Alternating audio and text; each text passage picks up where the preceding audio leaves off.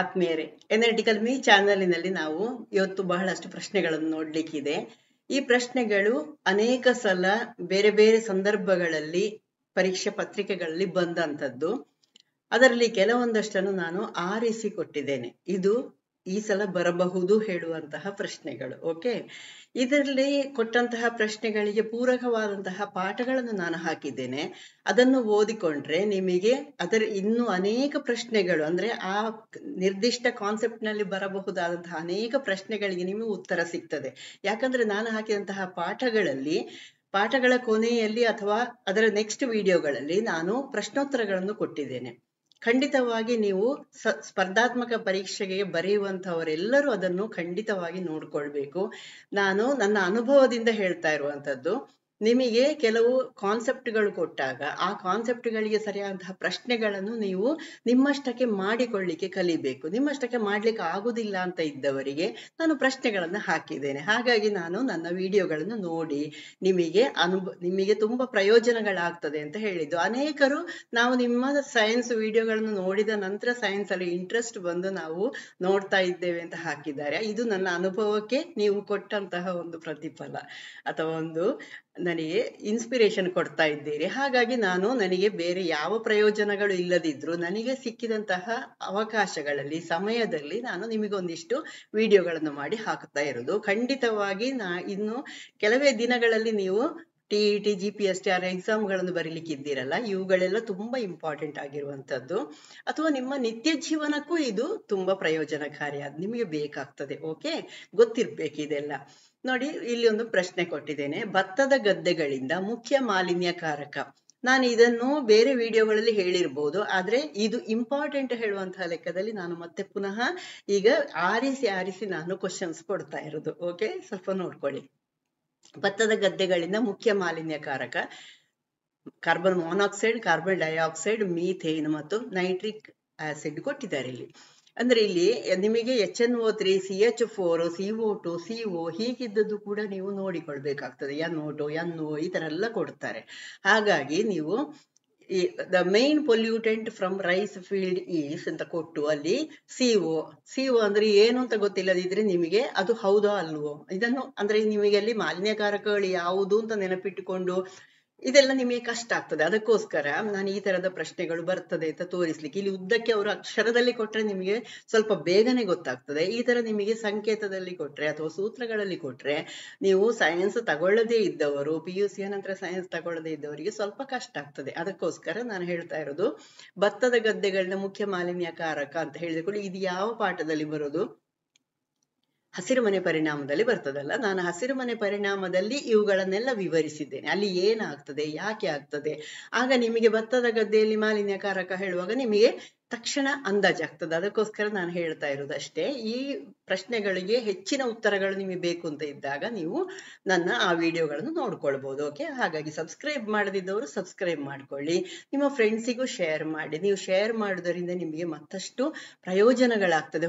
ನಾನು ಅವಳಿಗೆ ಶೇರ್ ಮಾಡಿದಂತಹ ವಿಡಿಯೋದಲ್ಲಿ ಈ ಪ್ರಶ್ನೆ ಇತ್ತು ಹೇಳುವಂಥದ್ದು ನಿಮಗೆ ಯೋಚನೆ ಬರ್ತದೆ. ಅದಕ್ಕೋಸ್ಕರ ಹೇಳೋದು ಫ್ರೆಂಡ್ಸಿಗೆ ಶೇರ್ ಮಾಡಿ, ಲೈಕ್ ಮಾಡಿ, ಸಬ್ಸ್ಕ್ರೈಬ್ ಮಾಡಿ. ಓಕೆ, ಭತ್ತದ ಗದ್ದೆಗಳಿಂದ ಮುಖ್ಯ ಮಾಲಿನ್ಯಕಾರಕ ತುಂಬಾ ಜನಕ್ಕೆ ಗೊತ್ತಿದೆ ನಿಮಗೆ ಮೀಥೇನ್ ಅಂತ. ಯಾಕೆ ಮೀಥೇನ್ ಅಂದ್ರೆ ಅಲ್ಲಿ ಯಾವ ಕ್ರಿಯೆ ನಡೀತದೆ ಅಂತ ಕೂಡ ಕೇಳ್ಬೋದು. ಭತ್ತದ ಗದ್ದೆಯಲ್ಲಿ ಯಾವ ಕ್ರಿಯೆ ನಡೆಯುವುದರಿಂದ ಮೀಥೇನ್ ವಾತಾವರಣಕ್ಕೆ ಬಿಡುಗಡೆ ಆಗ್ತದೆ, ಈ ರೀತಿಯಲ್ಲೂ ಪ್ರಶ್ನೆ ಕೇಳ್ಬೋದಲ್ಲ ನಿಮಗೆ. ಭತ್ತದ ಗದ್ದೆಯಲ್ಲಿ ಮೆಥೆನೋಜೆನೆಸಿಸ್ ಅಂದ್ರೆ ಇದು ಮೀಥೇನ್ ಉತ್ಪಾದನೆಯ ಒಂದು ಪ್ರಕ್ರಿಯೆಗೆ ಹೇಳುವಂತಹ ಹೆಸರಿದು. ಅಂದ್ರೆ ಮೀಥೇನ್ ಹೇಗೆ ಉತ್ಪತ್ತಿ ಆಗ್ತದೆ ಅಂತ ವಿವರಣೆ ಕೊಡ್ತೇವಲ್ಲ, ಅದಕ್ಕೆ ಒನ್ ವರ್ಡ್ ಮೆಥೆನೋಜೆನೆಸಿಸ್. ಓಕೆ, ಅಂದ್ರೆ ಮೀಥೇನ್ ಉತ್ಪಾದನೆಯ ಪ್ರಕ್ರಿಯೆಯನ್ನು ಈ ಡ್ಯಾಶ್ ಎಂದು ಕರೆಯುತ್ತಾರೆ, ಇದನ್ನು ಕೂಡ ಕೇಳ್ಬೋದು. ಓಕೆ, ಹಾಗೆ ಮೆಥೆನೋಜೆನೆಸಿಸ್ ಅಂದ್ರೆ ಅಥವಾ ಮಾನವಜನ್ಯ ಹಸಿರು ಮನೆ ಅನಿಲ ಭತ್ತದ ಭೂಮಿಯಲ್ಲಿ ಅಥವಾ ಭತ್ತದ ಗದ್ದೆಯಲ್ಲಿ ಉಂಟಾಗುವುದನ್ನು ಏನೆಂದು ಕರೆಯುತ್ತಾರೆ. ಈ ತರದಲ್ಲಿ ಸ್ವಲ್ಪ ಇಲಾಸ್ಟಿಕ್ಕಿನಾಗ ಉದ್ದಕ್ಕೆ ಎಳೆದು ನಿಮಗೆ ಪ್ರಶ್ನೆಯನ್ನು ಕೊಡಬಹುದು. ಅಲ್ಲಿ ಉತ್ತರ ಮೆಥೆನೋಜೆನೆಸಿಸ್ ಹೇಳುವಂತದ್ದು ನೀವು ನೆನಪಿಟ್ಕೊಳ್ಬೇಕು. ನೋಡಿ, ನಾನು ಒಂದು ಪ್ರಶ್ನೆಗೆ ಹೊರಟದ್ದು ಭತ್ತದ ಗದ್ದೆಯಲ್ಲಿ ಯಾವುದು ಅಂತ. ಅಲ್ಲಿ ಮೀಥೇನ್ ಅಂತ ಹೇಳಿದೆ.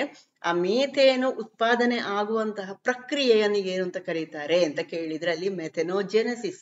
ಇದು ನಿಮಗೆ ಬರಬಹುದಂತಹ ಇನ್ನೊಂದು ಪ್ರಶ್ನೆ. ಓಕೆ, ಈ ರೀತಿಯಲ್ಲಿ ಅಥವಾ ನಿಮಗೆ ಲಾಂಗ್ ಆನ್ಸರಿಗೂ ಕೇಳ್ಬೋದು. ಭತ್ತದ ಅಂದ್ರೆ ಮಾನವಜನ್ಯ ಕ್ರಿಯೆಗಳಲ್ಲಿ ಅಥವಾ ಮಾನವಜನ್ಯ ಹಸಿರುಮನೆ ಅನಿಲಗಳು ಯಾವುದೆಲ್ಲ ಸಂದರ್ಭದಲ್ಲಿ ಉಂಟಾಗ್ತದೆ, ಈ ತರದಲ್ಲೂ ಪ್ರಶ್ನೆ ಕೇಳಬಹುದಲ್ಲ. ಆಗ ನಿಮಗೆ ಒಂದು ಭತ್ತದ ಗದ್ದೆ ಕೃಷಿ ಅಥವಾ ಕೃಷಿಯು ಇದನ್ನು ಏನು ಹಸಿರುಮನೆ ಪರಿಣಾಮಕ್ಕೆ ಹೇಗೆ ಒಳಗಾಗ್ತದೆ ಈ ತರದಲ್ಲಿಯೂ ಕೇಳ್ಬೋದು. ಅಥವಾ ಇನ್ನೂ ಸ್ವಲ್ಪ ನಿಮಗೆ ಥಿಂಕ್ ಮಾಡ್ಲಿಕ್ಕೆ ಇನ್ನೂ ಕೇಳ್ಬೋದು, ಹಸಿರೇ ನಮ್ಮ ಉಸಿರು, ಆದ್ರೆ ಭತ್ತದ ಗದ್ದೆ ನಮಗೆ ಉಸಿರುಗಟ್ಟಿಸುವ ಪರಿಸ್ಥಿತಿಯನ್ನು ತರ್ತದೆ. ಈ ತರದಲ್ಲೆಲ್ಲ ಪ್ರಶ್ನೆಯನ್ನು ಮಾಡಬಹುದು. ನಾನು ಕೊಡುದಾದ್ರೆ ಹೀಗೆಲ್ಲವೂ ಕೊಡ್ತಿದ್ದೆ. ಹಾಗಾಗಿ ನನ್ನ ಸ್ಟೂಡೆಂಟ್ಸ್ಗೆ ಗೊತ್ತಿದೆ ನಾನು ಯಾವ ತರದ ಪ್ರಶ್ನೆಗಳನ್ನು ಕೊಡ್ತೇನೆ ಅಂತ. ಹಾಗಾಗಿ ಪ್ರಶ್ನೆಗಳು ಬೇರೆ ಬೇರೆ ರೀತಿಯಲ್ಲಿ ಕೊಡ್ಲಿಕ್ಕೆ ಆಗ್ತದೆ. ಬಹಳ ಸರಳವಾದಂತಹ ಉತ್ತರ ಇರ್ತದೆ. ಗಡಿಬಿಡಿ ಆಗ್ಬಾರ್ದು. ಯಾವ ಪ್ರಶ್ನೆ ಬಂದ್ರು ಎಲ್ಲಿ ಓದಿದೆ ನಾನು ಅಂತ ಯೋಚಿಸಿಕೊಂಡು, ಯಾವ ಕಾನ್ಸೆಪ್ಟಿಗೆ ಸಂಬಂಧಪಟ್ಟದ್ದು ಯೋಚಿಸಿಕೊಂಡು ಬರೀಲಿಕ್ಕೆ ಅಭ್ಯಾಸ ಮಾಡಿ. ಇದು ತುಂಬಾ ಇಂಪಾರ್ಟೆಂಟ್ ಆದಂತಹ ಟಿಪ್ಸ್ ಕೊಟ್ಟದ್ದು ನಾನಿವತ್ತು. ಓಕೆ, ಭೂಮಿಯಲ್ಲಿ ಸುಮಾರು ಅಂದ್ರೆ ಯಾಕೆ ಭತ್ತದ ಗದ್ದೆಯಲ್ಲಿ ಇದು ಮೆಥನೋಜೆನಿಸಿಸ್ ಆಗ್ತದೆ ಅಂದ್ರೆ, ನಮ್ಮ ಇಂಡಿಯಾದಲ್ಲಿ ನಾವು ಮಾಡುವಂತಹ ಗದ್ದೆಯಲ್ಲಿ ನಾವು ಯಾವ ರೀತಿಯಲ್ಲಿ ಮಾಡ್ತೇವೆ ಅಂದ್ರೆ, ನೀರು ನಿಲ್ಲಿಸ್ತೇವೆ ಗದ್ದೆಯಲ್ಲಿ, ಕರೆಕ್ಟಾ? ಅಲ್ಲಿ ಗಿಡ ನೆಡುವ ಮೊದಲು ಎಲ್ಲ ನೀರು ನಿಲ್ಲಿಸುವಂತಹ ಸಿಸ್ಟಮ್ ಇದೆ ನಮ್ಮಲ್ಲಿ. ಇದು ಏನಾಗ್ತದೆ, ಅಲ್ಲಿ ಆ ಸೂಕ್ಷ್ಮ ಜೀವಿಗಳು ಆ ಮಣ್ಣಿನಲ್ಲಿ ಇರ್ತಾವಲ್ಲ, ಅವು ಎನರೋಬಿಕ್ ರೆಸ್ಪಿರೇಷನ್ ಮಾಡುವಂಥದ್ದು ಆಗಿರ್ತವೆ, ಅಥವಾ ವಾಯುರಹಿತ ಉಸಿರಾಟವನ್ನು ಮಾಡುವಂಥದ್ದು ಆಗಿರ್ತವೆ. ಅಲ್ಲಿ ಅವುಗಳ ಉಸಿರಾಟ ಪ್ರಕ್ರಿಯೆಯಲ್ಲಿ, ಅವುಗಳ ಕ್ರಿಯೆಯಲ್ಲಿ ಉಂಟಾಗುವಂಥದ್ದು ಅಂದ್ರೆ ಆ ಕೊಳೆಯುವಿಕೆಯ ಪರಿಸ್ಥಿತಿ ಕೂಡ ಅಲ್ಲಿ ಆಗ್ತದಲ್ಲ.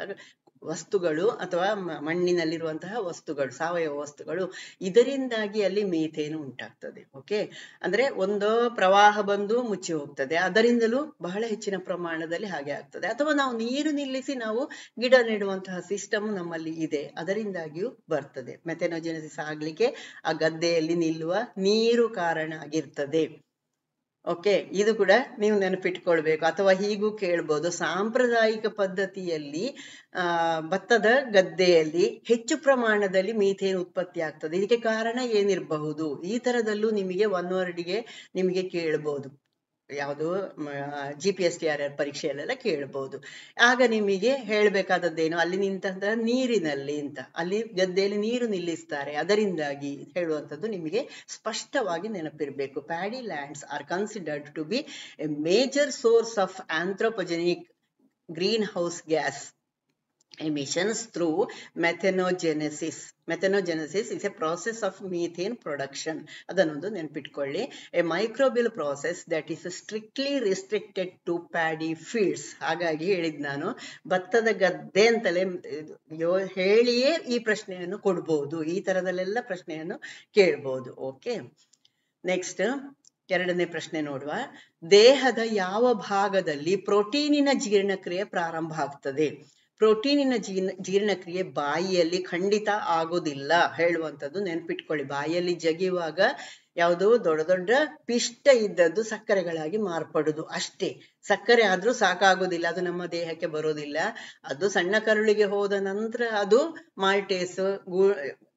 ಮಾಲ್ಟೇಸ್ ಇದರಿಂದ ಇವುಗಳಿಂದ ಎಲ್ಲ ಈ ತರ ಕಿಣ್ವಗಳಿದೆಯಲ್ಲ, ಆ ಕಿಣ್ವಗಳು ಅದನ್ನು ಮತ್ತಷ್ಟು ವಿಭಜಿಸಿ ಏನಾಗ್ಬೇಕು, ಅದು ಗ್ಲೂಕೋಸ್ ರೂಪಕ್ಕೆ ಬರಬೇಕು.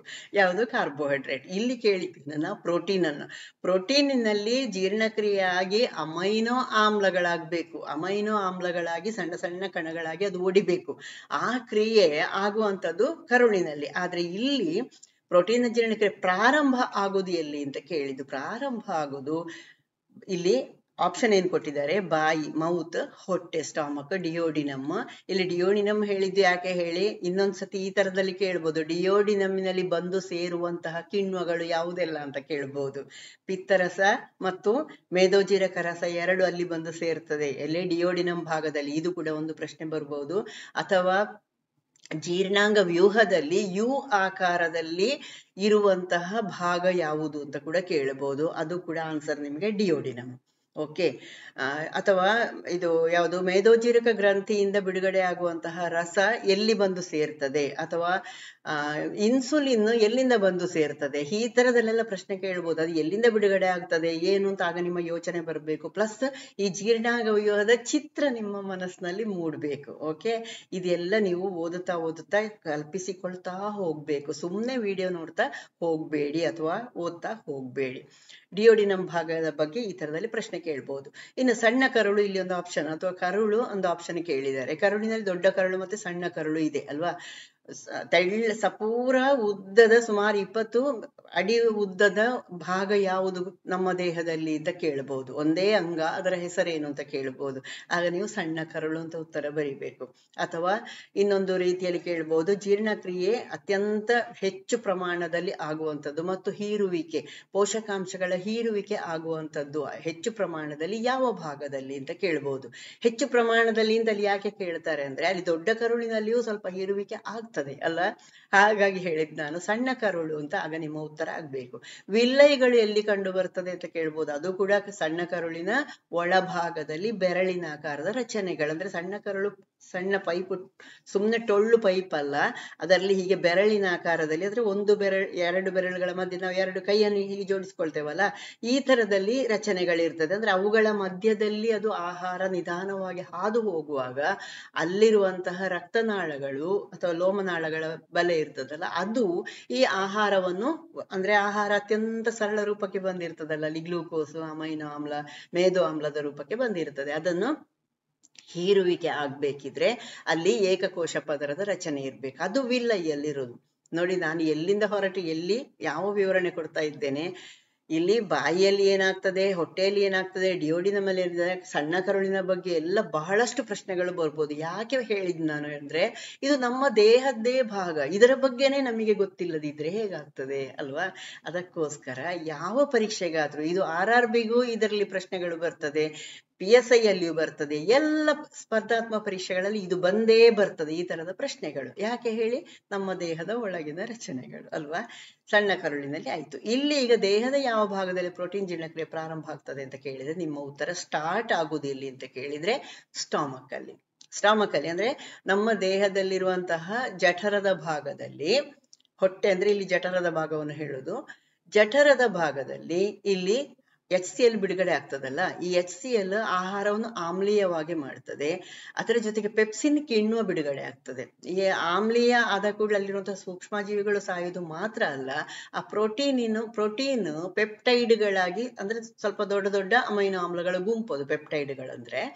ಒಂದು ಪ್ರೋಟೀನ್ ಇದ್ದದ್ದು ಅದನ್ನು ಪೆಪ್ಟೈಡ್ಗಳಾಗಿ, ಅಂದ್ರೆ ಸ್ವಲ್ಪ ಸಣ್ಣ ಘಟಕಗಳಾಗಿ ವಿಭಜನೆ ಮಾಡುವಂತಹ ಕ್ರಿಯೆಯನ್ನು ಪೆಪ್ಸಿನ್ ಮಾಡ್ತದೆ. ಅದು ಆ ಪೆಪ್ಸಿನ್ ಮಾಡ್ಲಿಕ್ಕೆ ಸ್ಟಾರ್ಟ್ ಮಾಡ್ಬೇಕಾದ್ರೆ ಅಲ್ಲಿ ಹೈಡ್ರೋಕ್ಲೋರಿಕ್ ಆಮ್ಲ ಕೂಡ ಬಿಡುಗಡೆ ಆಗಿರ್ಬೇಕು. ಇದು ಎರಡೂ ಕೂಡ ಪೂರಕ ಅಂಶಗಳೇ. ಓಕೆ. ಅಥವಾ ಇನ್ನೊಂದು ರೀತಿಯಲ್ಲಿ ಕೇಳ್ಬೋದು, ಪೆಪ್ಟಿನ್ ಕಾರ್ಯನಿರತ ಆಗ್ಲಿಕ್ಕೆ ಯಾವುದು ಕಾರಣ ಆಗ್ತದೆ ಅಂತ ಕೇಳಬಹುದು. ಹಾಗೆ HCl ನಿಮ್ಮ ಉತ್ತರ ಆಗ್ತದೆ. ಅಥವಾ ಎಲ್ಲಿ ಆಗ್ತದೆ ಪೆಪ್ಸಿನ್ ಕ್ರಿಯೆ, ಎಲ್ಲಿ ಸ್ಟಾರ್ಟ್ ಆಗುದು, ಅಥವಾ ಪೆಪ್ಸಿನ್ ಎಲ್ಲಿ ಪೆಪ್ಟೈಡ್ಗಳನ್ನು ಉಂಟು ಮಾಡುದು ಅಂತ ಕೇಳಿದ್ರೆ ಆಗ್ಲೂ ನಿಮ್ಮ ಉತ್ತರ ಜಠರ ಆಗ್ತದೆ, ಅಥವಾ ಹೊಟ್ಟೆ, ಅಲ್ಲಿ ಸ್ಟಾಮಕ್ ಅಂತ ಕೊಡ್ಬೋದು. ಓಕೆ ಸರಿ. ಇಷ್ಟು ಪ್ರಶ್ನೆಗಳು ಈ ಒಂದು ಪ್ರಶ್ನೆಯಲ್ಲಿ ನಾನು ಹೇಳಿದೆ. ಖಂಡಿತವಾಗಿ ನೆನಪಿಟ್ಟುಕೊಳ್ಳಿ. ಈ ತರದಲ್ಲೆಲ್ಲ ನೀವೇ ಊಹಿಸಿಕೊಂಡ್ರೆ ನಿಮಗೆ ಬೇಕಾದಷ್ಟು ಪ್ರಶ್ನೆಗಳು ಸಿಗ್ತದೆ. ಓಕೆ. ನ್ಯೂಟನ್ನ ಚಲನೆಯ ಮೊದಲನೆಯ ನಿಯಮದ ಇನ್ನೊಂದು ಹೆಸರೇನು? ನೋಡಿ, ಯಾವಾಗ್ಲೂ ನ್ಯೂಟನ್ನ ಚಲನೆಯ ಮೊದಲನೆಯ ನಿಯಮ ಅಥವಾ ಇನ್ನೊಂದೇನೋ ಪ್ರಶ್ನೆ ಯಾವ ಬೇರೆ ತರದಲ್ಲಿ ಕೇಳ್ತಾರೆ. ಇಲ್ಲಿ ಏನು ಕೇಳಿದ್ದು, ಮೊದಲನೇ ನಿಯಮದ ಇನ್ನೊಂದು ಹೆಸರೇನು? ಕ್ರಿಯೆ ಪ್ರತಿಕ್ರಿಯೆ, ಆಕ್ಷನ್ ರಿಯಾಕ್ಷನ್, ಸಂವೇಗದಲ್ಲಿ ಬದಲಾವಣೆ, ಚೇಂಜ್ ಇನ್ ಮೊಮೆಂಟಮ್, ಜಡತ್ವ ನಿಯಮ, ಲಾ ಆಫ್ ಇನರ್ಷಿಯಾ, ನಿರಂತರ ಸಂವೇಗ, ಕಾನ್ಸ್ಟೆಂಟ್ ಮೊಮೆಂಟಮ್ ಅಂತ ಕೊಟ್ಟಿದ್ದಾರೆ. ಎಲ್ಲವನ್ನ ವಿವರಣೆಗೆ ಸಂಬಂಧಪಟ್ಟಂತಹ ವಿಷಯಗಳನ್ನೇ ಕೊಟ್ಟಿದ್ದಾರೆ. ಇಲ್ಲಿ ನಿಮ್ಮ ಆನ್ಸರ್ ಆಗ್ಬೇಕಾದದ್ದು ಜಡತ್ವ ನಿಯಮ ಅಥವಾ ಇನರ್ಷಿಯಾ. ಇನರ್ಷಿಯಾ ಏನು ಹೇಳ್ತದೆ? ಅಸಮತೋಲಿತ ಬಲದಿಂದ, ಅಂದ್ರೆ ಸಮತೋಲನ ಇದ್ದ ಬಲ ಆದ್ರೆ ಅವು ಒಂದೇ ರೀತಿಯಲ್ಲಿ ಬಲ ಪ್ರಯೋಗ ಎರಡೂ ಸೈಡಿಂದ ಆಗುತ್ತಾ ಇದ್ರೆ ಅಲ್ಲಿ ಬದಲಾವಣೆ ಆಗೋದಿಲ್ಲ ಅಲ್ವಾ. ಇಲ್ಲಿ ಅಸಮತೋಲಿತ ಬಲದಿಂದ, ಅಂದ್ರೆ ಅಸಮತೋಲಿತ ಬಲ ಅಂದ್ರೆ ಏನು, ಒಂದು ಕಡೆಯಲ್ಲಿ ಜಾಸ್ತಿ ಒತ್ತಡ ಇರ್ಬೇಕಾಗ್ತದೆ. ಓಕೆ. ಅಸಮತೋಲಿತ ಬಲದ ಹೊರತು ವಸ್ತು ಅಥವಾ ದ್ರವ್ಯ ರಾಶಿಯು ಒಂದೇ ದಿಕ್ಕಿನಲ್ಲಿ ವಿಶ್ರಾಂತ ಸ್ಥಿತಿಯಲ್ಲಿ ಅಥವಾ ಚಲನೆಯಲ್ಲಿ ಉಳಿಯುತ್ತದೆ. ಈ ರೀತಿಯಲ್ಲೂ ನಿಮಗೆ ಕೊಡ್ಬೋದು. ಅಥವಾ ನಾವು ಸಾಮಾನ್ಯವಾಗಿ 8ನೇ ಕ್ಲಾಸ್ 9ನೇ ಕ್ಲಾಸ್ನಲ್ಲಿ ಓದುವಾಗ ಅಲ್ಲಿ ಹೇಗೆ ಕೊಟ್ಟಿರ್ತಾರೆ, ಯಾವುದೇ ಒಂದು ಬಲ ಪ್ರಯೋಗವಾಗದ ಹೊರತು ಒಂದು ವಸ್ತು ನಿಶ್ಚಲ ಸ್ಥಿತಿಯಲ್ಲಿದ್ರೆ ಅದು ನಿಶ್ಚಲ ಸ್ಥಿತಿಯಲ್ಲಿಯೇ ಇರ್ತದೆ, ಅಥವಾ ಚಲಿಸ್ತಾ ಇರುವಂತದ್ದಾದ್ರೆ ಅದು ಅದೇ ವೇಗದಲ್ಲಿ ಹಾಗೆಯೇ ಚಲಿಸ್ತಾ ಹೋಗ್ತದೆ, ಅಥವಾ ಬಲ ಪ್ರಯೋಗ ಮಾಡಿತು ಅಂತಾದ್ರೆ ಚಲಿಸ್ತಾ ಇರುವಂತಹ ವಸ್ತು ನಿಲ್ತದೆ, ಅದಲ್ಲದಿದ್ರೆ ಅದು ಚಲಿಸ್ತಾ ಇರುತ್ತದೆ. ಈ ರೀತಿಯಾದಂತಹ ವಿವರಣೆ ಅಲ್ಲಿ ಇದೆ. ಹಾಗಾಗಿ ವಿವರಣೆ ಹೇಗಿದ್ರು ನಿಮಗೆ ಅರ್ಥ ಆಗಿರ್ಬೇಕು. ಅಂದ್ರೆ ಒಂದು ಪುಷ್ ಅಥವಾ ಒಂದು ಬಲ ಪ್ರಯೋಗ ಆಗದೇ ಇದ್ರೆ ಒಂದು ವಸ್ತು ಚಲನೆ ಆಗೋದಿಲ್ಲ. ಬಲ ಪ್ರಯೋಗ ಜಾಸ್ತಿ ಆದ ಕೂಡಲೇ ಚಲಿಸ್ತಾ ಇರುವಂತಹ ವಸ್ತುವಿನ ವೇಗ ಹೆಚ್ಚುತ್ತದೆ. ಇಂತಹದ್ದೆಲ್ಲ ಬಹಳ ಬೇಸಿಕ್ ಅಂತ ವಿಷಯಗಳು ನಿಮ್ಮ ತಲೆಯೊಳಗೆ ಗಟ್ಟಿ ಕೂತಿರ್ಬೇಕು. ಓಕೆ, ಸರಿ. The law of inertia states that an object or mass will remain either at rest or in motion in the same direction unless acted upon by an unbalanced force. ಇದು ಸ್ವಲ್ಪ ದೊಡ್ಡ ವಿಡಿಯೋ ಅಂತ ಅನ್ನಿಸ್ಬೋದು, but ತುಂಬಾ ಮಾಹಿತಿಗಳು ನಿಮಗೆ ಮತ್ತೆ ಪುನಃ ನೆನಪು ಮಾಡ್ತಾ ಇದ್ದೇನೆ. ಓಕೆ, ಅಂದ್ರೆ ಡಿಗ್ರಿಯಲ್ಲಿ ಅಥವಾ PUC ಅಲ್ಲಿ ಸೈನ್ಸ್ ತಗೊಳ್ಳದಿದ್ದವರಿಗೆ ಇದು ಬೇಕಾಗ್ತದೆ ಇಷ್ಟು ವಿವರಣೆ. ಬೋರಾನ್ ಎಂದರೇನು? ಅಲೋಹ, ಲೋಹ, ಸಂಯುಕ್ತ, ಲೋಹಾಭ. What is boron? ಇಲ್ಲಿ ಲೋಹಾಭ ಅಂತ ಕೊಡುವ ಬದಲು ನಿಮಗೆ ಕನ್ನಡದಲ್ಲೇ ಮೆಟಲಾಯ್ಡ್ ಅಂತಲೇ ಕೊಡ್ಬೋದು. Okay, non metal, metal, compound, metalloid. ಅಂದ್ರೆ ನಾವು ಪೀರಿಯಾಡಿಕ್ ಟೇಬಲ್ ಅಥವಾ ಆವರ್ತ ಕೋಷ್ಟಕವನ್ನು ತಕೊಂಡಾಗ ಆ ಆವರ್ತ ಕೋಷ್ಟಕದಲ್ಲಿ ಲೋಹಗಳು, ಅಲೋಹಗಳು, ಲೋಹಾಭಗಳು, ಇನ್ನು ಜಡ ಅನಿಲಗಳು, ಕ್ಷಾರೀಯ ಲೋಹ, ಈ ತರದಲ್ಲೆಲ್ಲ ನಾವು ವಿವರಣೆಯನ್ನು ಕೊಟ್ಟಿದ್ದೇವಲ್ಲ. ಎಲ್ಲಿ ನೀವು ನನ್ನ ಆವರ್ತ ಕೋಷ್ಟಕ ಪಾಠ ತೆಗೆದು ನೋಡಿ, ಅದರಲ್ಲಿ ತುಂಬಾ ವಿವರಣೆಗಳು ಕೊಟ್ಟಿದ್ದೇನೆ. ಅದಕ್ಕೆ ಪ್ರಶ್ನೆಗಳು ಕೊಟ್ಟಿದೆ. ಒಂದೆರಡು ವಿಡಿಯೋಗಳಲ್ಲಿ ಬರೀ ಆವರ್ತ ಕೋಷ್ಟಕಕ್ಕೆ ಸಂಬಂಧಪಟ್ಟದ್ದೇ ಪ್ರಶ್ನೆಗಳನ್ನು ಕೊಟ್ಟಿದ್ದೇನೆ. ಅದನ್ನೆಲ್ಲ ಖಂಡಿತ ನೋಡ್ಕೊಳ್ಳಿ. ಯಾಕಂದ್ರೆ ಪೀರಿಯಾಡಿಕ್ ಟೇಬಲ್ ಬಗ್ಗೆ ಪ್ರಶ್ನೆ ಖಂಡಿತ ಇದೆ. 100% ನಾನು ಹೇಳ್ತೇನೆ, ಪೀರಿಯಾಡಿಕ್ ಟೇಬಲ್ ಬಗ್ಗೆ ಪ್ರಶ್ನೆ ಇದೆ. ಯಾಕಂದ್ರೆ ನೀವು ರಸಾಯನಶಾಸ್ತ್ರ ಕಲಿಬೇಕು ಅಂತ ಇದ್ರೆ ನಿಮಗೆ ಮೂಲ ಯಾವುದು? Periodic table. ಮೂಲ ವಸ್ತುಗಳೆಲ್ಲವೂ ಅದರಲ್ಲೇ ಇದೆ. ಮೂಲ ವಸ್ತುವಿನ ಸಂಕೇತ ಇರ್ಬೋದು, ಅದರ ಇದು ಎಂಥದ್ದು ತೂಕ ಇರ್ಬೋದು, ಅಣುತೂಕ ಇರ್ಬೋದು, ಅಥವಾ ಅದರ ಪರಮಾಣು ರಾಶಿ ಇರ್ಬೋದು. ಏನು ನೋಡ್ಬೇಕಿದ್ರೆ ನೀವು ಅದರಲ್ಲಿ ನೋಡ್ಬೇಕು ಅಲ್ವಾ. ಹಾಗಾಗಿ ಆವರ್ತ ಕೋಷ್ಟಕದ್ದು ಖಂಡಿತ ಪ್ರಶ್ನೆ ಇದೆ. ಬೋರಾನ್ ಅಂದ್ರೆ ಏನು ಹೇಳಿದ್ರೆ, ಬೋರಾನ್ ಒಂದು ಲೋಹಾಭ ಅಥವಾ ಮೆಟಲಾಯ್ಡ್. ಅದು ನಾನ್ ಮೆಟಲ್ ಅಂತ ನಾವು ಬೇರೇನೋ ಹೇಳುವಾಗ ನಾವು ಬೋರಾನ್ ಬಗ್ಗೆ ಹಾಗೆ ಹೇಳ್ತೇವೆ. ಆದ್ರೆ ಪರ್ಟಿಕ್ಯುಲರ್ ಆಗಿ ಬೋರಾನ್ ಅಂದ್ರೆ ಏನು ಅಂತ ಕೇಳಿದ್ರೆ, ಲೋಹ, ಅಲೋಹ, ಸಂಯುಕ್ತ ಲೋಹಾಭಗಳಲ್ಲಿ ಯಾವ ಗುಂಪಿಗೆ ಸೇರಿದೆ ಅಂತ ಕೇಳಿದ್ರೆ ನಾವು ಲೋಹಾಭ ಅಂತಲೇ ಉತ್ತರ ಕೊಡ್ಬೇಕು. ಹಾಗಾದ್ರೆ ಲೋಹಾಭಗಳು ಒಟ್ಟು ಎಷ್ಟಿದೆ ಅದು ಕೂಡ ಸ್ವಲ್ಪ ನೆನ್ಪಿಟ್ಕೊಳ್ಳಿ. 6 ಲೋಹಾಭಗಳಿದೆ. ಏನಿದು ಲೋಹಾಭಗಳು ಅಂದ್ರೆ ಲೋಹಗಳು ಮತ್ತು ಅಲೋಹಗಳ ನಡುವಿನ ಲಕ್ಷಣವನ್ನು ಹೊಂದಿರುವಂತಹ ಧಾತುಗಳು ಅಥವಾ ಮೂಲ ವಸ್ತುಗಳು. ಲೋಹದ ಲಕ್ಷಣವೂ ಅದಕ್ಕೆ ಕೆಲವಿದೆ, ಅಲೋಹಗಳ ಲಕ್ಷಣವೂ ಕೆಲವಿದೆ ಅಂತ ಇದ್ರೆ ಅಂತವನ್ನು ನಾವು ಲೋಹಾಭಗಳು ಅಂತ ಕರಿತೇವೆ. ನಿಮಗೆ ಕೆಲವೊಂದ್ಸತಿ, ಈಗ ನಾನು ಇನ್ನೊಂದು ವಿಷಯ ಹೇಳುದು ನಿಮಗೆ, ಲೋಹಾಭ ಅಂದ್ರೆ ಏನು ಅಂತ ನಿಮಗೆ ಉದ್ದ ಆನ್ಸರಿಗೆ ಕ್ವಶನ್ ಕೊಟ್ರು ಅಂತ ಇಟ್ಕೊಳ್ಳಿ. ಆಗ ನಿಮಗೆ ಲೋಹಗಳು ಮತ್ತು ಅಲೋಹಗಳ ನಡುವಿನ ಗುಣಲಕ್ಷಣಗಳನ್ನು ಹೊಂದಿರುವಂತಹ ಧಾತುಗಳನ್ನು ಅಂತೆಲ್ಲ ಹೇಳಲಿಕ್ಕೆ ನಿಮಗೆ ಬರದಿದ್ರೆ, ಆ ನಿರೂಪಣೆಯನ್ನೇ ಕೊಡ್ಲಿಕ್ಕೆ ಬರದಿದ್ರೆ, ನೀವು ಅದರ ವಿವರಣೆಯನ್ನು ಕೊಟ್ಟರು ನಿಮಗೆ ಅಂಕಗಳು ಸಿಗ್ತದೆ. ಓಕೆ, ವ್ಯಾಖ್ಯಾನಿಸಿ ಅಂತ ಕೊಟ್ಟಾಗ ಮಾತ್ರ ನಿಮ್ಮ ಅರ್ಧ ಮಾರ್ಕನ್ನು ಕಳಿಬಹುದು. ಅದಲ್ಲದೆ ಸುಮ್ಮನೆ ಲೋಹಾಭಗಳು ಎಂದರೇನು, ಉದಾಹರಣೆ ಕೊಡಿ, ಈ ರೀತಿಯಲ್ಲಿ ಪ್ರಶ್ನೆ ಕೇಳಿದ್ರೆ ನೀವು ಅವು ಲೋಹಗಳ ಲಕ್ಷಣವನ್ನು ಹೊಂದಿರ್ತವೆ, ಅಲೋಹಗಳ ಲಕ್ಷಣವನ್ನು ಹೊಂದಿರ್ತವೆ, ಅಂತಹ ಧಾತುಗಳನ್ನು ಅಂತೆಲ್ಲ ನೀವು ವಿವರವಾಗಿ ಬರೆದ್ರು ನಿಮಗೆ ಅಂಕಗಳು ಸಿಗ್ತದೆ. ಅಲ್ಲಿ ಏನು ನಿಮಗೆ ಮೋಸ ಆಗುದಿಲ್ಲ. ಓಕೆ, ಇದು ನೆನಪಿಟ್ಕೊಳ್ಬೇಕಾದದ್ದು. Some elements show the properties between metals and non-metals and are known as metalloids. For example 6 ಲೋಹಭಗಳಿದೆ ಅಂತ ಹೇಳಿದ್ನಲ್ಲ, silicon, boron, germanium, arsenic, antimony, tellurium. ಇವುಗಳನ್ನು ನಾವೇನಂತ ಕರಿತೇವೆ? ಲೋಹಾಭಗಳು. ಇವುಗಳು ಲೋಹಾಭಗಳ ಲಕ್ಷಣವನ್ನು ಹೊಂದಿದೆ. Silicon, boron, germanium, arsenic, antimony, tellurium. Okay, next ಹೋಗುವ. ಬಾಯ್ಲನ ನಿಯಮವು ನೋಡಿ, ಯಾವಾಗಲೂ ಯಾವುದೋ ಒಂದು ಉದಾಹರಣೆಯನ್ನು ಕೇಳ್ತಾರೆ ಬಾಯ್ಲ್ನ ನಿಯಮಕ್ಕೆ ಸಂಬಂಧಪಟ್ಟದ್ದು ಅಲ್ವಾ, ಅಥವಾ ಬಾಯ್ಲ್ನ ನಿಯಮ ಇದನ್ನು ವಿವರಿಸ್ತದೆ, ಈ ರೀತಿಯಲ್ಲೆಲ್ಲ ಕೇಳ್ತಾರೆ. ಇಲ್ಲಿ ಏನ್ ಕೇಳಿದ್ದು, ಬಾಯ್ಲ್ನ ನಿಯಮವು ವಸ್ತುವಿನ ಯಾವ ಸ್ಥಿತಿಗೆ ಸಂಬಂಧಿಸಿದೆ? ಘನಸ್ಥಿತಿ, ದ್ರವ ಸ್ಥಿತಿ, ಅನಿಲ ಸ್ಥಿತಿ, ಮೇಲಿನ ಯಾವುದು ಅಲ್ಲ. Boyle's law relates to which state of matter? Solid state, liquid state, gaseous state, none of the above. ಖಂಡಿತವಾಗಿ ಬಾಯ್ಲನ ನಿಯಮ, ಚಾರ್ಲ್ಸನ ನಿಯಮ ಯಾವುದಕ್ಕೆ ಸಂಬಂಧಪಟ್ಟದ್ದು? ಅನಿಲ ನಿಯಮಗಳಿಗೆ ಸಂಬಂಧಪಟ್ಟದ್ದು. ಓಕೆ, ಬಾಯ್ಲನ ನಿಯಮ ಏನು ಹೇಳ್ತದೆ ಅಂತ ಕೂಡ ಕೇಳ್ಬೋದು. ನಿರ್ದಿಷ್ಟ ಸ್ಥಿರ ಒತ್ತಡದಲ್ಲಿ ಅಥವಾ ಸ್ಥಿರ ತಾಪಮಾನದಲ್ಲಿ ನಿರ್ದಿಷ್ಟ ದ್ರವ್ಯರಾಶಿಯ ಅನಿಲದ ಪರಿಮಾಣವು ಅದರ ಮೇಲಿನ ಒತ್ತಡಕ್ಕೆ ವಿಲೋಮವಾಗಿರ್ತವೆ ಅಲ್ವಾ. Boyle's law states that the volume of a given mass of a gas. ಹಾಗಾಗಿ ಅನಿಲ ಸ್ಥಿತಿಯ ಬಗ್ಗೆ ನಿಯಮ ವಿವರಣೆ ಕೊಡ್ತದೆ. Given mass of gas inversely with the pressure when the temperature is kept constant. Okay. Next, ಯಕೃತ್ ಹಾಲು ಮೊಟ್ಟೆಯ ಹಳದಿ ಅಥವಾ ಹಳದಿ ಮೀನಿನ ಯಕೃತ್ತಿನ ಎಣ್ಣೆಯ ಮೂಲವನ್ನು ಉಲ್ಲೇಖಿಸಿ ಅಂತ ನಿಮಗೆ ಕನ್ನಡದಲ್ಲಿ ಪ್ರಶ್ನೆ. Okay. Mention the source of liver, milk, egg yoke, fish liver oil ಅಂತ ಪ್ರಶ್ನೆ. ಇಲ್ಲಿ ಏನನ್ನು ಕೇಳಿದ್ದು, vitamin A, vitamin B2, vitamin D, vitamin C ಇವುಗಳಲ್ಲಿ ಯಾವುದು ಯಕೃತ್ ಹಾಲು ಮೊಟ್ಟೆಯಲ್ಲಿ ಹೆಚ್ಚು ಪ್ರಮಾಣದಲ್ಲಿದೆ ಅಂತ. ಇಲ್ಲಿ ಎಣ್ಣೆ ಇವುಗಳ ಮೂಲ ಅಥವಾ ಸೋರ್ಸ್ ಅಂತ ಕೇಳಿದ್ದೇನೆ ನಾನು, ನ್ಯೂಟ್ರಿಷನ್ ಸೋರ್ಸ್ ಅಂತ. ಓಕೆ, ಇದನ್ನೆಲ್ಲ ನೀವು ಅರ್ಥ ಮಾಡ್ಕೊಂಡು ಬರಿಬೇಕು. ಇಲ್ಲಿ ನೆಕ್ಸ್ಟ್ ಅಲ್ಲಿ ಯಾವುದೂ ಅಲ್ಲ ಅಂತ ಕೂಡ ಕೊಡ್ಬೋದು, ಅಥವಾ ವಿಟಮಿನ್ ಸಿ ಯ ಬದಲಲ್ಲಿ ಯಾವುದೂ ಅಲ್ಲ ಅಂತ ಕೊಡ್ಬೋದು. ಇಲ್ಲಿ ನಿಮ್ಮ ಆನ್ಸರ್ ಯಾವುದು? Vitamin D. ನಾನು ಈ ವಿಷಯಗಳನ್ನು, ಯಾವುದು ನ್ಯೂಟ್ರಿಷನ್ ವಿಷಯವನ್ನು ಪೋಷಕಾಂಶಗಳು ಪಾಠದಲ್ಲಿ ಬಹುಶಃ 2 ವಿಡಿಯೋ ಹಾಕಿದ್ದೇನೆ, ಖಂಡಿತವಾಗಿ ಅದರಲ್ಲಿ ನೋಡ್ಕೊಳ್ಳಿ. ನಾನೆಲ್ಲ ಡೀಟೇಲ್ ಆಗಿ ಎಲ್ಲ ನಮ್ಮ ನ್ಯೂಟ್ರಿಷನ್, ನಮ್ಮ ದೇಹಕ್ಕೆ ಬೇಕಾದಂತಹ ಪೋಷಕಾಂಶಗಳ ಬಗ್ಗೆ ಎಲ್ಲ ವಿವರಣೆಯನ್ನು ಕೊಟ್ಟಿದ್ದೇನೆ, ಚಿತ್ರ ಸಹಿತ ಇದೆ ಅದರಲ್ಲಿ. ಖಂಡಿತವಾಗಿ ಪೋಷಕಾಂಶಗಳು ಪಾಠವನ್ನು ನೋಡ್ಕೊಳ್ಳಿ. ಓಕೆ, ಅದರಲ್ಲಿ ತುಂಬಾ ಪ್ರಶ್ನೆಗಳು ಬರುವಂತದ್ದಿದೆ. ನೆಕ್ಸ್ಟ್, ಉಪ್ಪು ಮತ್ತು ಸಕ್ಕರೆಯ ಮಿಶ್ರಣವನ್ನು ಡ್ಯಾಶ್ ಎಂದು ಕರೆಯಲಾಗ್ತದೆ. A mixture of salt and sugar is known as. ಇಲ್ಲಿ ಪ್ರಶ್ನೆಯನ್ನು ಸರಿಯಾಗಿ ನೋಡ್ಕೊಳ್ಬೇಕು. ಉಪ್ಪು ಮತ್ತು ಸಕ್ಕರೆಯ ಮಿಶ್ರಣವನ್ನು ಡ್ಯಾಶ್ ಎಂದು ಕರೆಯಲಾಗ್ತದೆ ಅಂತ ಪ್ರಶ್ನೆ ಕೊಟ್ಟದ್ದು. ಇದನ್ನು ನಾನು ಕಮ್ಯುನಿಟಿಲಿ ಹಾಕಿದ್ದೆ, ಕೆಲವರು ತಪ್ಪು ಮಾಡಿದ್ದಾರೆ. ಯಾಕೆ ತಪ್ಪಾಯಿತು ಅಂತ ನಾನು ಹೇಳ್ತೇನೆ. ಅಲ್ಲಿ ಉಪ್ಪು ಮತ್ತು ಸಕ್ಕರೆ ಮಿಶ್ರಣ ಅಂತ ಕಂಡ ತಕ್ಷಣ ಅಲ್ಲಿ ಸಮರೂಪದ ಮಿಶ್ರಣಕ್ಕೆ ಆನ್ಸರ್ ಮಾಡಿದ್ದು. ಅಲ್ಲಿ ಯೋಚಿಸ್ಲೇ ಇಲ್ಲ. ಉಪ್ಪು ಘನಸ್ಥಿತಿಯದ್ದು, ಸಕ್ಕರೆಯು ಘನಸ್ಥಿತಿಯದ್ದು, ಎರಡನ್ನು ಹಾಕಿದಾಗ ಎಲ್ಲಿ ಸಮರೂಪದ ಮಿಶ್ರಣ ಆಗ್ತದೆ? ಹೋಮೋಜಿನಸ್ ಮಿಕ್ಸ್ಚರ್ ಆಗುದಿಲ್ಲ, ಅದು ಹಿಟ್ರೋಜಿನಸ್ ಮಿಕ್ಸ್ಚರ್ ಅಲ್ವಾ.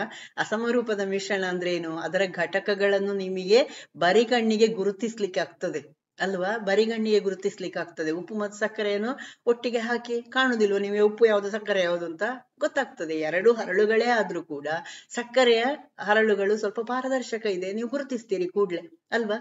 ಹಾಗಾದ್ರೆ ಅದು ಅಸಮ ರೂಪದ ಮಿಶ್ರಣ ಆಯ್ತು.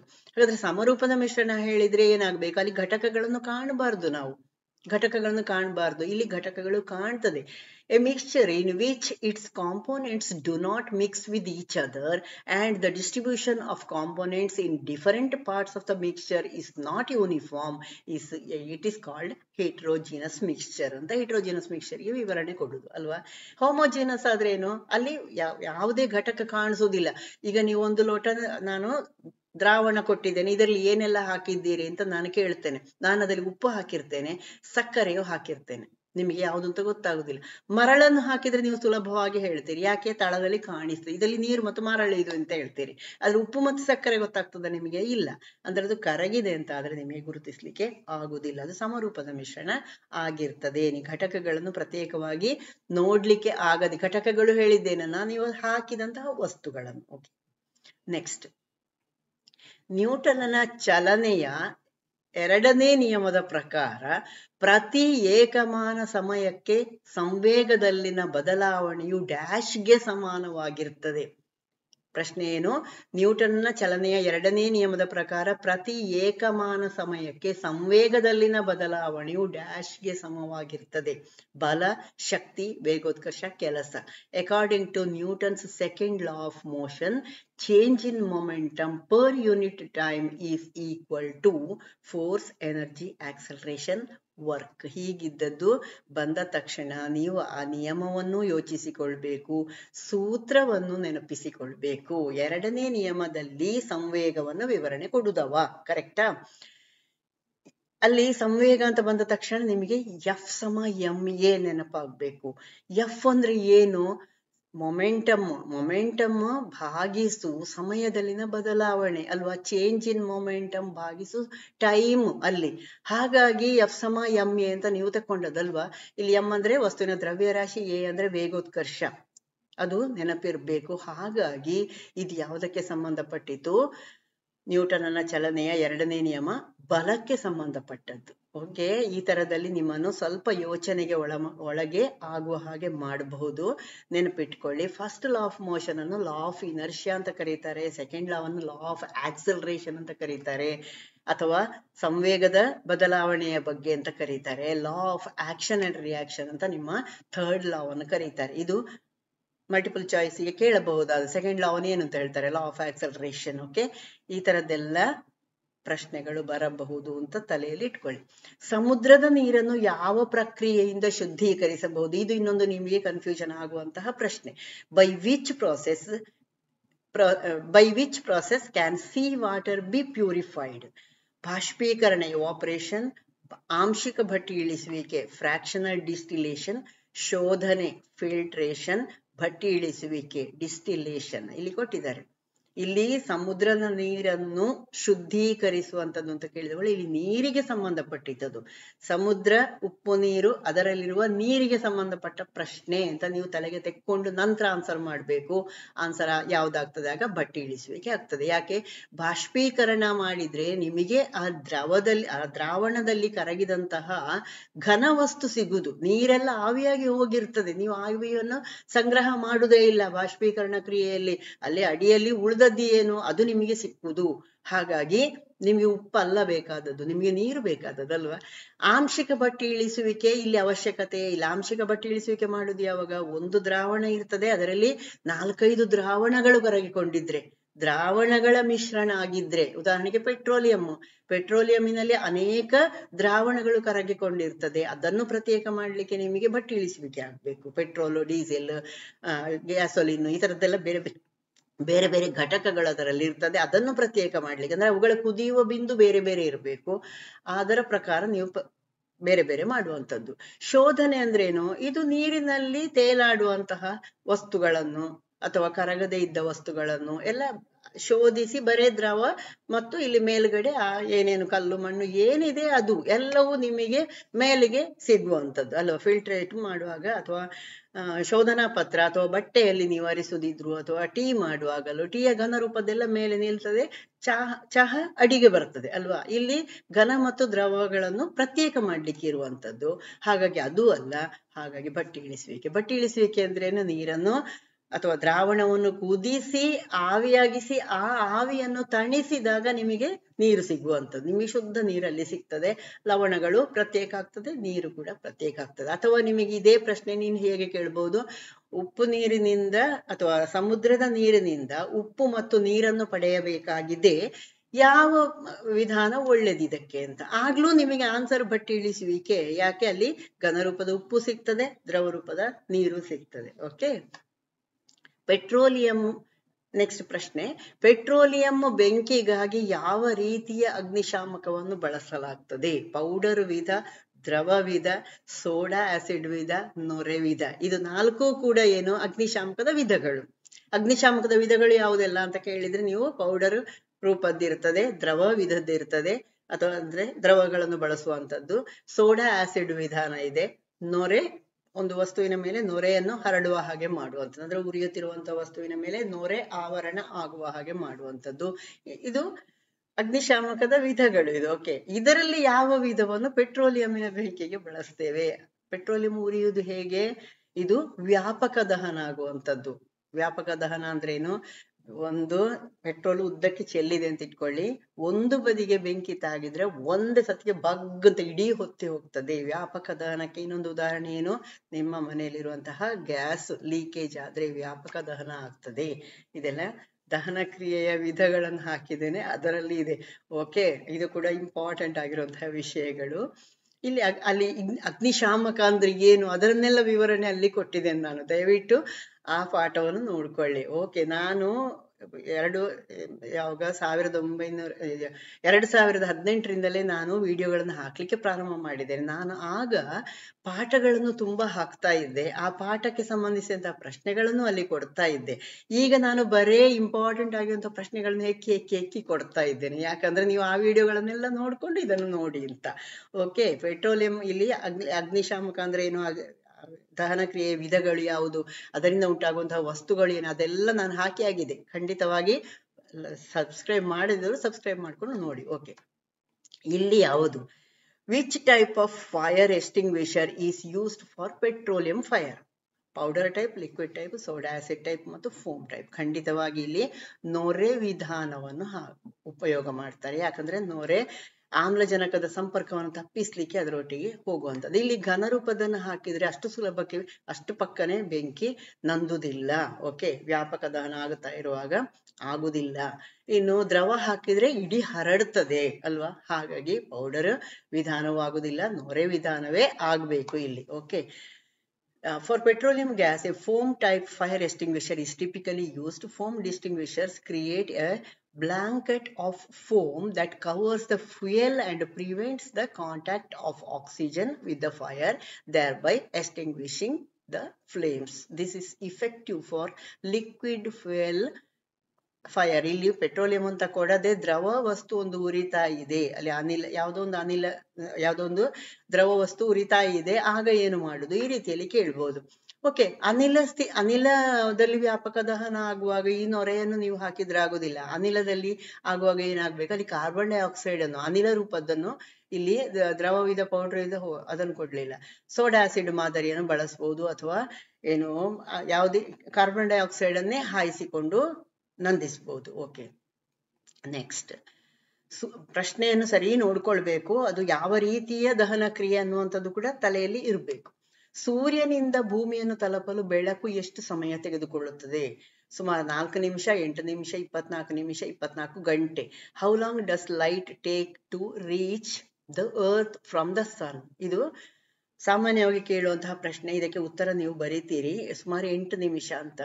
ಹೀಗೆ ಪ್ರಶ್ನೆ ನೋಡಿದ ತಕ್ಷಣ ನಿಮಗೆ ಇನ್ನೊಂದು ಏನ್ ನೆನಪಾಗಬೇಕು? Light year ನೆನಪಾಗಬೇಕು. ಜ್ಯೋತಿರ್ವರ್ಷ ಅಂದ್ರೆ ಏನು ಅಂತ ನೆನಪಾಗಬೇಕು. ಬೆಳಕು, ಜ್ಯೋತಿರ್ವರ್ಷದ ವ್ಯಾಲ್ಯೂ ನೆನಪಿರ್ಬೇಕು. ಸೆಕೆಂಡಿಗೆ 3 ಲಕ್ಷ ಕಿಲೋಮೀಟರ್ನಂತೆ 1 ಸೆಕೆಂಡಿನಲ್ಲಿ ಅದು ಚಲಿಸುವಂತಹ ದೂರ. ಇದನ್ನೆಲ್ಲ ನೀವು ಮನಸ್ಸಿಗೆ ತೆಕ್ಕೊಳ್ಬೇಕು. ಓಕೆ, ಇನ್ನೊಂದು ನೆನಪಿಟ್ಕೊಳ್ಬೇಕಾದದ್ದು, ಬೆಳಕು ಏನು ನಿರ್ವಾತದಲ್ಲಿ ಕೂಡ ಬೆಳಕು ಚಲಿಸ್ತದೆ. ಇದು ಅಂದ್ರೆ ಶಬ್ದ ಚಲಿಸುವುದಿಲ್ಲ ಅಲ್ಲ, ಹಾಗಾಗಿ ಅಂಥದ್ದು ಎಲ್ಲವೂ ನಿಮಗೆ ಒಂದೊಂದೊಂದೊಂದು ನೆನಪಾಗ್ತಾ ಹೋಗ್ಬೇಕು ಒಂದು ಪ್ರಶ್ನೆ ಬರುವಾಗ. ಆಗ ನೀವು ಸರಿಯಾಗಿ ಓದಿದ್ದೀರಿ ಅಂತ ಅರ್ಥ ಮಾಡ್ಕೊಂಡಿದ್ದೀರಿ ಅಂತ ಅರ್ಥ.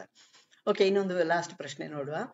ಸಲ್ಫರ್ ಡೈಆಕ್ಸೈಡ್, SO2 ಅಂದ್ರೆ ಸಲ್ಫರ್ ಡೈಆಕ್ಸೈಡ್. ನೋಡಿ, ಇಲ್ಲಿ SO2 ಗ್ಯಾಸ್ ಅಂತ ಕೊಟ್ಟು ಬಿಡ್ತಾರೆ ನಿಮಗೆ. ಕೆಲವೊಂದಷ್ಟು HCl, HNO3 ಅಂದ್ರೆ ಏನು, HCl ಇದು H2SO4 ಅಂದ್ರೇನು, SO2 ಅಂದ್ರೇನು, SO3 ಅಂದ್ರೇನು, NO2, ಇದನ್ನೆಲ್ಲ ನೀವು ಒಂದು ಸ್ವಲ್ಪ ನೆನಪಿಟ್ಕೊಳ್ಬೇಕು. ಯಾಕಂದ್ರೆ ಅದಕ್ಕೆ ಸಂಬಂಧಪಟ್ಟು ಏನೇನೋ ಪ್ರಶ್ನೆಗಳನ್ನ ಕೇಳ್ತಾರೆ ನಿಮಗೆ. ಓಕೆ, SO2 ಅನಿಲದ ಬಣ್ಣ ಯಾವುದು ಅಂತ ಇಲ್ಲಿ ಕೇಳಿದ್ರೆ ನಿಮಗೆ SO2 ಅಂದ್ರೆ ಏನು ಅಂತ ಗೊತ್ತಿಲ್ಲ, ನೀವು ಆನ್ಸರ್ ಮಾಡ್ಲಿಕ್ಕೆ ಆಗುದಿಲ್ಲ. ಹಾಗಾಗಿ ಕಮ್ಯುನಿಟಿಯಲ್ಲಿ ಹಾಕಿದಾಗ ಕೆಲವೊಂದಷ್ಟು ಜನರು ತಪ್ಪು ಮಾಡಿದ್ದೀರಿ. ಅದಕ್ಕೋಸ್ಕರ ಹೇಳುದು ನಾನು, SO2 ಅನಿಲ ಅಂದ್ರೆ ಸಲ್ಫರ್ ಡೈಆಕ್ಸೈಡ್. ಓಕೆ, ಈ ಸಲ್ಫರ್ ಡೈಆಕ್ಸೈಡಿನ ಬಣ್ಣ ಯಾವುದು ಅಂತ ಕೇಳಿದ್ದು. What's the colour of SO2 gas ಅಂತ ಕೇಳಿದ್ದು. ನೀಲಿ, ಬೂದು, ಬಣ್ಣರಹಿತ, ಕಂದು, ಬ್ಲೂ, ಗ್ರೇ, ಕಲರ್ಲೆಸ್, ಬ್ರೌನ್ ಅಲ್ಲ, ಬೂದು ಅಲ್ಲ, ನೀಲಿಯೂ ಅಲ್ಲ, ಇದಕ್ಕೆ ಬಣ್ಣವೇ ಇಲ್ಲ.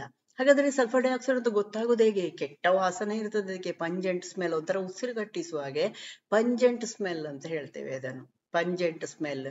ನಿಮಗೆ ಪಂಜೆಂಟ್ ಸ್ಮೆಲ್ ಅಂದ್ರೆ ಸ್ಪಷ್ಟವಾಗಿ ಹೇಳ್ಬೇಕು ಅಂದ್ರೆ, ಬೆಂಕಿ ಕಡ್ಡಿ ಇದೆಯಲ್ಲ, ಅದನ್ನು ಯಾವ್ದೊಂದು ರಫ್ ಮೇಲ್ಮೈಗೆ ಸ್ವಲ್ಪ ತಿಕ್ಕಿ, ಅಂದ್ರೆ ಬೆಂಕಿ ಕಡ್ಡಿ ಇದು ಮಾಡುದಲ್ಲ, ಅದು ತಕ್ಷಣ ಉರಿದು ಬಿಡ್ತದಲ್ಲ, ಸ್ವಲ್ಪ ಪ್ರೆಸ್ ಮಾಡಿ ನೀವು ಮಾಡುವಾಗ ಅದು ಉರ್ಕೊಳ್ತದಲ್ಲ, ಆ ಉರಿಯುವ ಮೊದಲು ಅದೊಂದು ತರ ಉಸಿರು ಕಟ್ಟುವಾಗ ಒಂದು ವಾಸನೆ ಬರ್ತದಲ್ಲ, ಅದನ್ನೇ ನೀವು ನೆನ್ಪಿಟ್ಕೊಳ್ಬಹುದು. SO2 ಅಂದ್ರೆ ಸಲ್ಫರ್ ಡೈಆಕ್ಸೈಡಿನ ಸ್ಮೆಲ್ ಯಾವುದು ಅಂತ ಕೇಳಿದ್ರೆ ಅದನ್ನು ನೀವು ನೆನ್ಪಿಟ್ಕೊಳ್ಬಹುದು. ಆ ತರದ್ದು ಎಲ್ಲರಿಗೂ ಗೊತ್ತುಂಟು, ಎಲ್ಲರ ಮನೆಯಲ್ಲಿ ಬೆಂಕಿ ಕಡ್ಡಿ ಉಂಟು.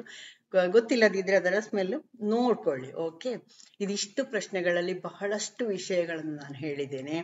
ಸಲ್ಫರ್ ಡೈಆಕ್ಸೈಡಿನಲ್ಲಿ ಆಮ್ಲ ಮಳೆಗೆ ಕಾರಣ ಆಗುವಂಥದ್ದು ಸಲ್ಫರ್ ಡೈಆಕ್ಸೈಡ್, ನೆನ್ಪಿಟ್ಕೊಳ್ಳಿ. ಓಕೆ, ಇದೆಲ್ಲ ಬಹಳಷ್ಟು ಇಂಪಾರ್ಟೆಂಟ್ ಅಂತ ವಿಷಯಗಳು. ಪ್ರತಿಯೊಂದು ಪ್ರಶ್ನೆಯನ್ನು ಚಂದ ಮಾಡಿ ಈ ತರದಲ್ಲೇ ನೀವು ಟೆಕ್ಸ್ಟ್ ಬುಕ್ಕಿನಲ್ಲಿ ಅಥವಾ ಯಾವುದೇ ಬುಕ್ಕಲ್ಲಿ ಕ್ವಶನ್ಸ್ ಓದುವಾಗ ಹೀಗೆ ಅದಕ್ಕೆ ಸಂಬಂಧಪಟ್ಟು ಇನ್ನೇನು ಕೇಳ್ಬೋದು ಅಂತ ಯೋಚಿಸ್ತಾ ಹೋಗಿ. ಈ ಸತಿಯ ಪರೀಕ್ಷೆಯಲ್ಲಿ ಖಂಡಿತ ಪಾಸ್ ಆಗ್ತೀರಿ ನೀವು. ಓಕೆ, ಪ್ರಶ್ನೆಗಳು ಒಂದು ವಿಷಯ ಗೊತ್ತಾ ನಿಮಗೆ, ಉತ್ತರ ಬರಿಬೇಕು ಅಂತ ಇದ್ರೆ ನಿಮಗೆ ಪ್ರಶ್ನೆಗಳನ್ನು ಮಾಡ್ಲಿಕ್ಕೆ ಗೊತ್ತಿರ್ಬೇಕು, ಅಥವಾ ಪ್ರಶ್ನೆಗಳನ್ನು ಊಹಿಸಿಕೊಳ್ಳಿಕ್ಕಾದ್ರೂ ಗೊತ್ತಿರ್ಬೇಕು. ಅದನ್ನು ಕರೆಕ್ಟ್ ಆಗಿ ವರ್ಡ್ ಅಲ್ಲಿ ಬರೀಲಿಕ್ಕೆ ಆಗದಿದ್ರೆ ಬೇಡ, ಊಹಿಸಿಕೊಳ್ಳಿಕ್ಕೆ ಬರ್ಬೇಕು. ಆಗ ನೀವು ಈಸಿಯಾಗಿ ನೆನಪಿಟ್ಕೊಳ್ತೀರಿ. ನೆನಪಿಟ್ಕೊಳ್ಳೋದು ಹೇಗೆ ಅಂತ ಕೇಳ್ತೀರಲ್ಲ, ಹೀಗೆ ನೆನಪಿಟ್ಕೊಳ್ಳೋದು. Okay, thank you. ಫ್ರೆಂಡ್ಸಿಗೆ ಶೇರ್ ಮಾಡಿ, ಲೈಕ್ ಮಾಡಿ, ಸಬ್ಸ್ಕ್ರೈಬ್ ಮಾಡಿ. ಓಕೆ.